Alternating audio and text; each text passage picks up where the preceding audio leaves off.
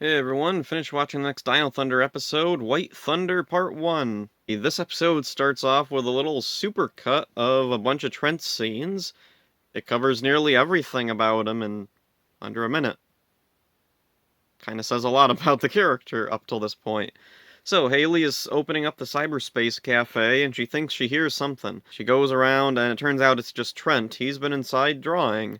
And, he's here because his father doesn't approve of his artistic endeavors. His words. So Haley looks at some of his drawings and she's like, wow, this is really good. And it's this, and this, and this. I think Haley's a little too excited to see a monkey in a spacesuit. The scene really comes off unintentionally funny since Trent's art is a cartoon monkey, a shiny, skinny pixie girl thing, a blue Jack and Daxter alien, and all with no backgrounds. It's not bad art, but I don't think cartoon pop sci-fi art gets across the intention the writers were hoping for. At the Island Fortress, Mesagog and Zeltrax are talking, and the repetitive stock music is playing. That's annoying. Mesagog shoots his tongue out to eat a bug, kind of like Divatox.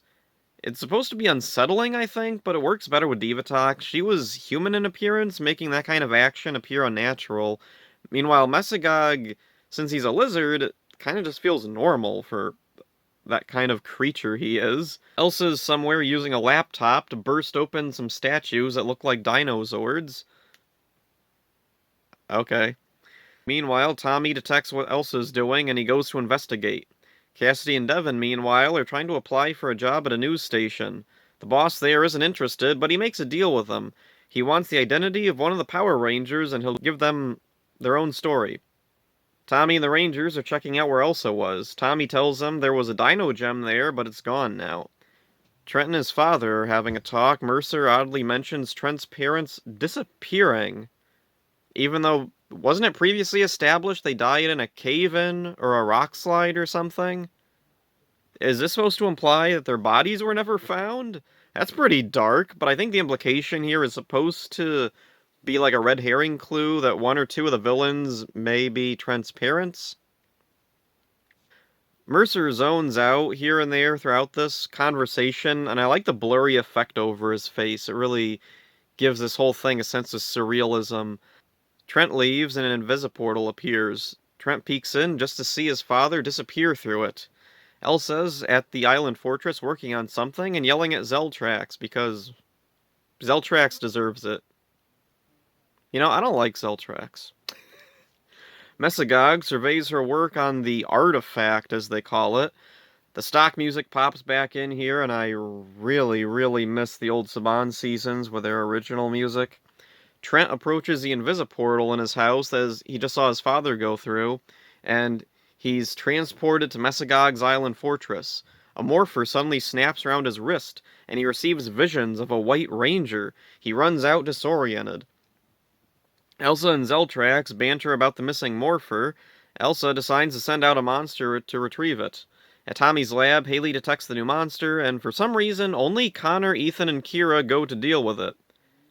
Maybe Tommy wants to wait and see if he can detect the missing dino gem? I don't know. It's weird that he stays behind, because so far he's always joined the Rangers on whatever they were doing. So the Rangers encounter the monster, and the monster says, "Red, blue, yellow? I am looking for something in basic white." The Rangers don't know what he's talking about. I guess they forgot Legacy of Power.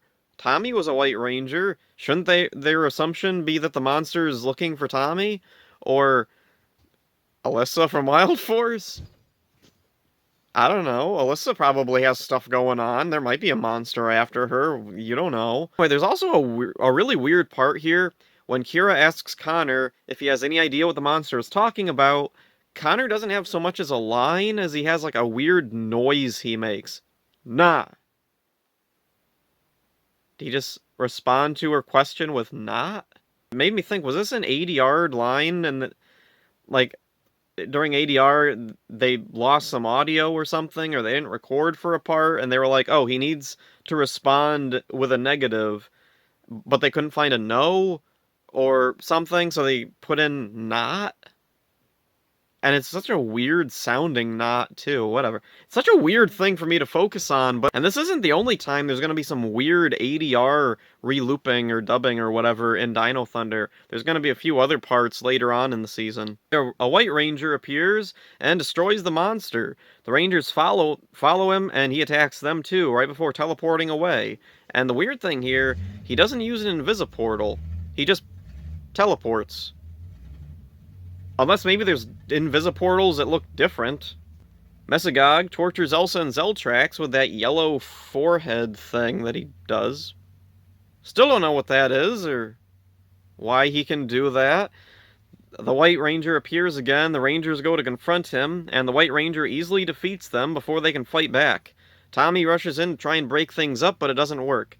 The White Ranger then somehow demorphs the others. Then Cassie and Devin see the White Ranger and follow him. Suddenly, the White Ranger demorphs, and it's revealed that it's Trent, even though the audience already knew that. It's treated like this is supposed to be a big reveal moment or something, but the audience already knows that the White Ranger is Trent. We saw him transform.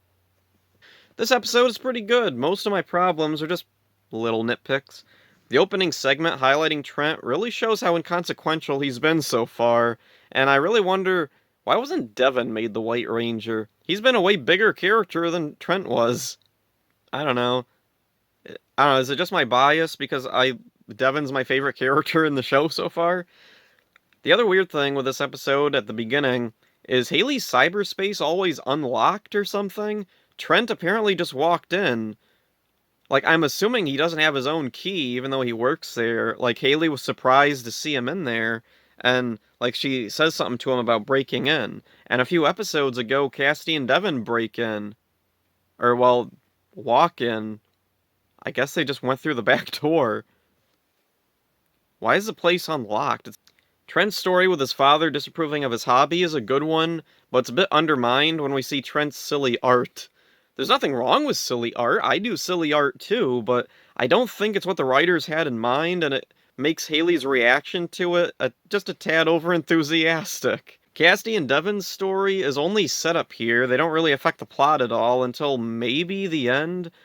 Devin's the one who makes Trent aware of the White Ranger, and it's unclear how much Trent remembers from being the White Ranger. I'm guessing that when he morphs, he's basically a new entity. He's not in full control, and he's not fully aware of what's going on. Maybe.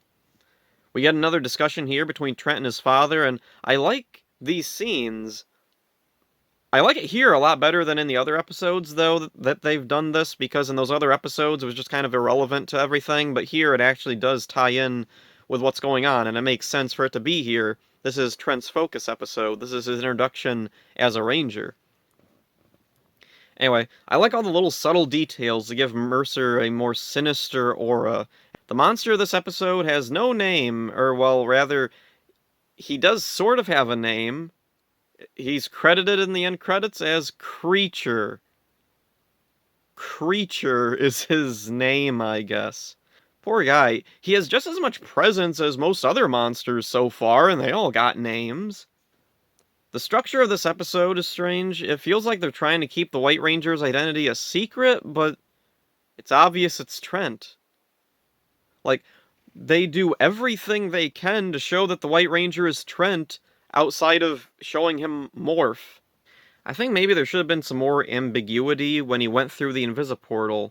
Before he went through, I think it should have been more clearly established that the Dino Gems are the source of Ranger powers, just as a reminder to the audience, and also that Elsa has one, because Elsa has something, but they don't specify that it's a Dino Gem. When Tommy and the other Rangers go to that spot where she was blowing up the Dinozord statues, there's a part where Tommy says that there was a Dino Gem here, but it's not there anymore. And that the implication is that Elsa has it. But, I don't know, I think it might have been better just to show Elsa having the Dino Gem instead of whatever it was she was doing. After Trent goes through the invisiportal, don't show him in Mesagog's base. Just jump ahead to Elsa and Zeltrax arguing about the missing Morpher. From there, have them send out their monster, and the White Ranger's first appearance is when he destroys the monster. There's nothing wrong with the direction this episode went in, but I think it easily could have been more dramatic. A thing I've noticed with Dino Thunder is all the little red herring clues that they pepper in, especially these early episodes, the creative team loved raising a bunch of little possibilities and like things, and I think most of them went over fans' heads because I never hear anybody talk about them. No one ever talks about the possibility that Elsa and Zeltrax could possibly be Trent's real parents or anything. There's a few tiny nods to Tommy's past here, but nothing super obvious. It is kind of weird though, since it seems like the Rangers have just completely forgotten Legacy of Power. Like, I kind of wonder what was the point of that episode if it wasn't going to have any bearing on the rest of the season. There's no speculation that this evil White Ranger could possibly be a former Ranger.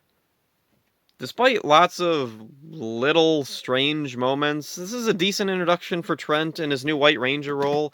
Hopefully, the quality keeps up. This is kind of a short video, not a whole lot to go into on this one. But yeah, this was a pretty fun episode. I like this one, so that's it for this one. Hope you enjoyed it. See ya.